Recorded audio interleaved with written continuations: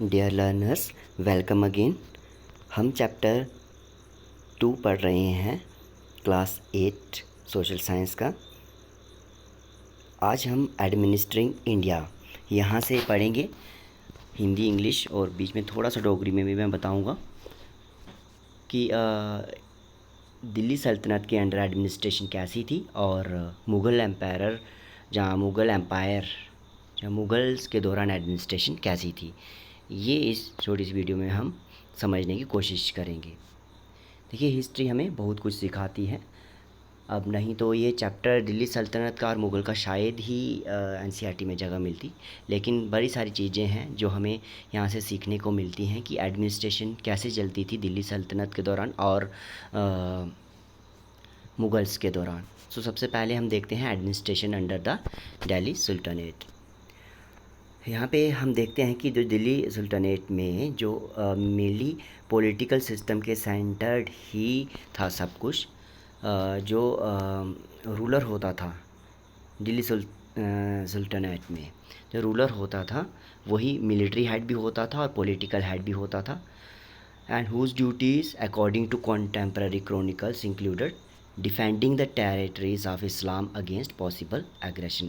उस रूलर का मेन काम क्या होता था, राजधानी एक सुल्तान का मेन काम क्या होता था कि जो इस्लाम की टेरिटरीज़ हैं, जो एरिया उन्होंने कंट्रोल किया हुआ है, उसको बचाना, उसको डिफेंड करना, लोगों से फ़ीस कलेक्ट करना, टैक्सेस कलेक्ट करना और पब्लिक अफेयर्स के साथ भी जुड़े हुए रहना और लोगों के साथ पर्सनल कांटेक्ट में रहकर पब्लिक अफेयर्स को सुलझाना। और ऐसा नहीं है कि वो रूलर या सुल्तान ही सब कुछ करता था, उसके अंडर काउंसिल ऑफ मिनिस्टर्स भी हुआ करते थे, जिनको चार्ज दिया गया होता था अलग अलग डिपार्टमेंट्स का। अगले नेक्स्ट पैराग्राफ पे है हम। अब एडमिनिस्ट्रेशन को चलाने के लिए पैसे तो चाहिए और आर्मी भी मेंटेन करनी होगी। तो ये सब कैसे होता था? One instrument of administration was था इक्ता सिस्टम। इक्ता सिस्टम में क्या होता था कि जो टेरिटरीज़ थी, कुछ एरियाज़ जो होते थे, वो नॉबल्स को, इक्तादार्स को दे दिए जाते थे कि अब यही इक्तादार जो होते थे ये क्या करते थे, टैक्सेस कलेक्ट करते। जो भी खर्चा होने के बाद जो पैसा बच जाता वो सुल्तान की ट्रेजरी यानी खजाने में जमा कर देते,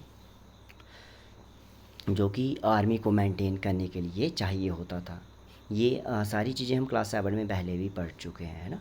the system created a network of local administrators loyal to the central authority but their post were not hereditary. तो इस सिस्टम में क्या होता था कि इनके एडमिनिस्ट्रेशन के सिस्टम में इन्होंने एक नेटवर्क बनाया हुआ था लोकल एडमिनिस्ट्रेटर का, जो कि वफ़ादार होते थे सेंट्रल अथॉरिटी को, सुल्तान के जो वफ़ादार होते थे एक तरह से।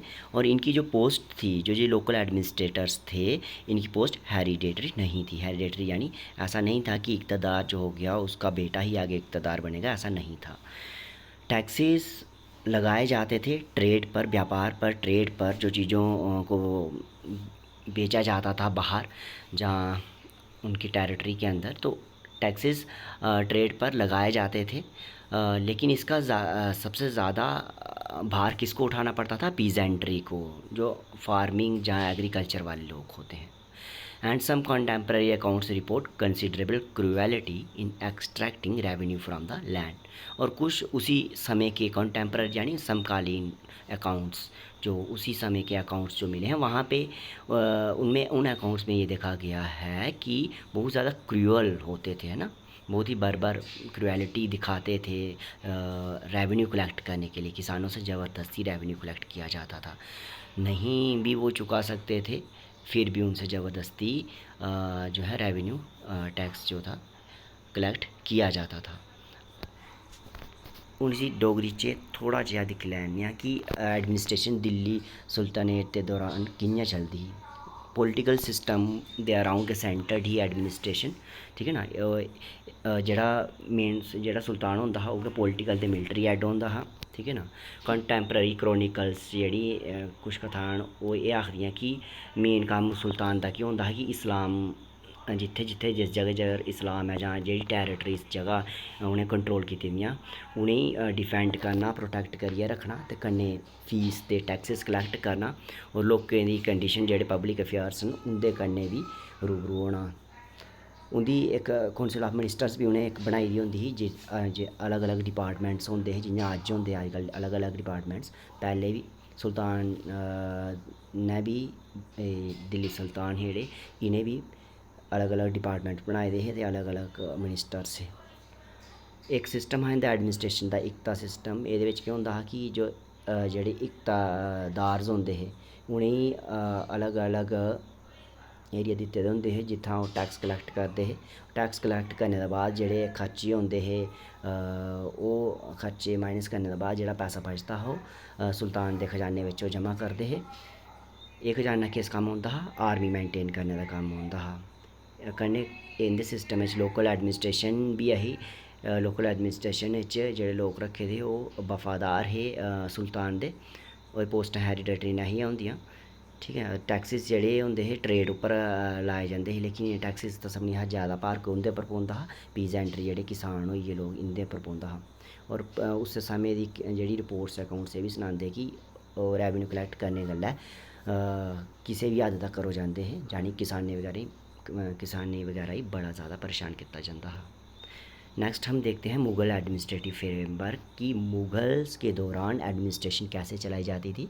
हमने दिल्ली सल्तनत में देख लिया कि किस तरह से एडमिनिस्ट्रेशन चलाई जाती थी, है ना। अब यहाँ पे मुग़ल एडमिनिस्ट्रेशन फ्रेमवर्क की बात हम करते हैं। यहाँ पे मुग़ल्स का मेन एम क्या था कि वो कंट्रोल करें एक बहुत बड़े एरिया को और एफिशिएंसी भी बनी रहे, है ना, वो अच्छे तरीके से भी काम करें। अकबर ने अब रीऑर्गेनाइज़ किया अपनी एडमिनिस्ट्रेटिव मशीनरी यानी कैसे वो एडमिनिस्ट्रेशन करेंगे। अब अलग अलग नाम दिए गए हैं अलग अलग पोजीशंस के, है ना, कि जैसे आज अलग अलग मिनिस्टर्स होते हैं ना, कोई फाइनेंस मिनिस्टर है ना, कोई डिफेंस मिनिस्टर है। ऐसे ही ये अलग अलग जो डिपार्टमेंट्स थे उनके हेड हुआ करते थे। अब पहला नाम हम देखते हैं दीवान। दीवान कौन होता था? फाइनेंसिस यानी पैसों का लेखा जोखा पूरा ख्याल वो रखता था, अकाउंट रखता था। जो मीर बख्शी होता था, अगली पोजीशन आ रही है मीर बख्शी, ये मिलिट्री मैटर्स को देखता था। और खाने साम ये होता था इंचार्ज पब्लिक वर्क्स का, ट्रेड का, इंडस्ट्री का, एग्रीकल्चर का। Besides the royal house holds भी यही देखता था। सदर होता था ये जस्टिस, रिलीजियस और एजुकेशनल मैटर्स को देखता था, है न्याय देखता था। जहाँ धर्म के रिलेटेड, जहाँ पढ़ाई की, एजुकेशन के रिलेटेड जो मैटर हो गए वो सदर देखेगा। उसके बाद such minister were assign to each of the empire's 12 provinces. जैसे आज कल स्टेट्स हैं हमारी कंट्री में, वैसे उनके टाइम में प्रोविंसेस हुआ करती थी। आज पाकिस्तान में भी प्रोविंसेस ही चलती हैं अभी भी, सूबा जिनको बोलते हैं, ठीक है ना। इन जो प्रोविंसेस को फर्दर सब डिवाइड किया गया था, क्योंकि एक प्रोविंस बहुत बड़ी होती है, उसको डिवाइड करना ही पड़ता है जिससे कि अच्छे से एडमिनिस्ट्रेशन चलाई जा सके।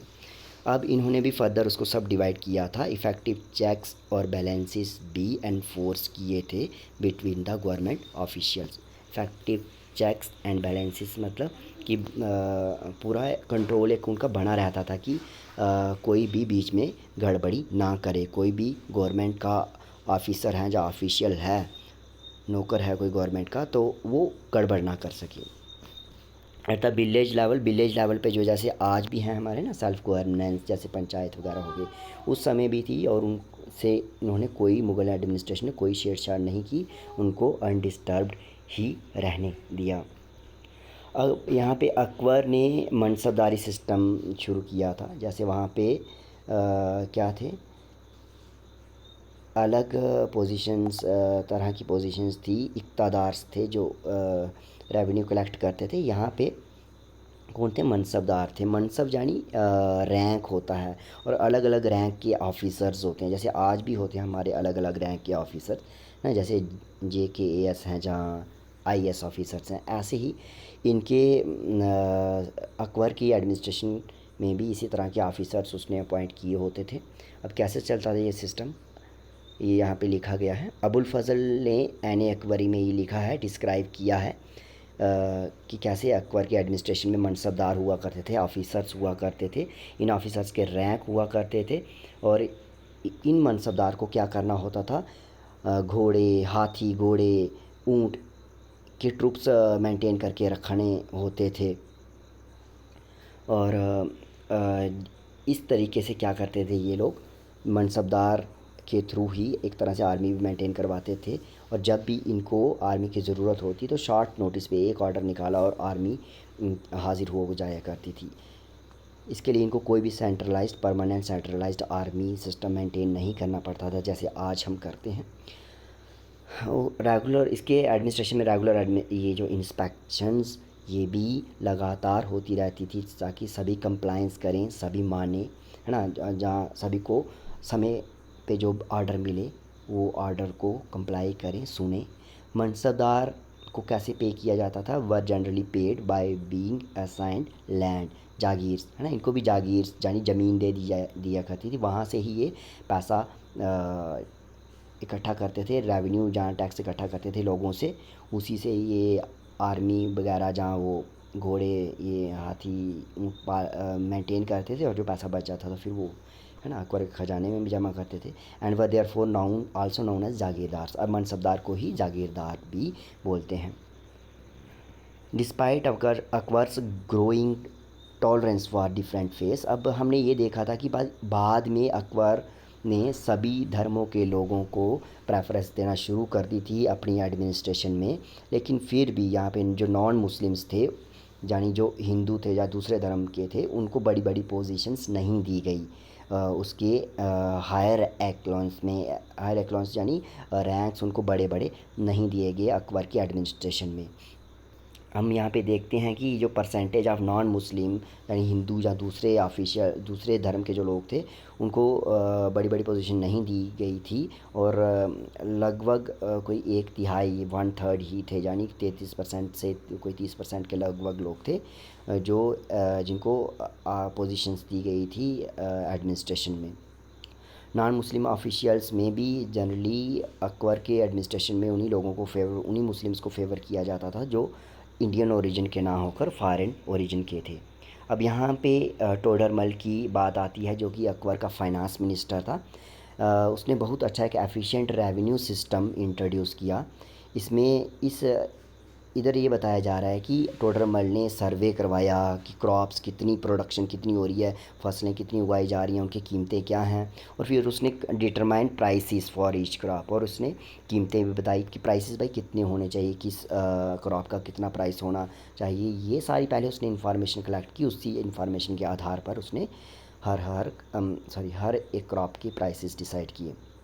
उसने एक सिस्टमेटिक सर्वे किया लैंड का, अपने सारे एम्पायर की ज़मीन का सर्वे किया, और इस सर्वे को करने से ये समझ आया कहाँ कितनी ज़मीन है, कहाँ से कितना रेवेन्यू आ रहा है। तो इसे रेवेन्यू कलेक्शन बूस्टेड हुई, यानी बढ़ी, और स्ट्रेंथन द स्टेट एपरेटस, यानी जो स्टेट का एपरेटस, जो सिस्टम है स्टेट का, वो स्ट्रॉन्ग हुआ, है ना। रेवेन्यू आएगा तो सीधी सी बात है वहाँ उनकी इकॉनमी जो है वो बढ़ेगी।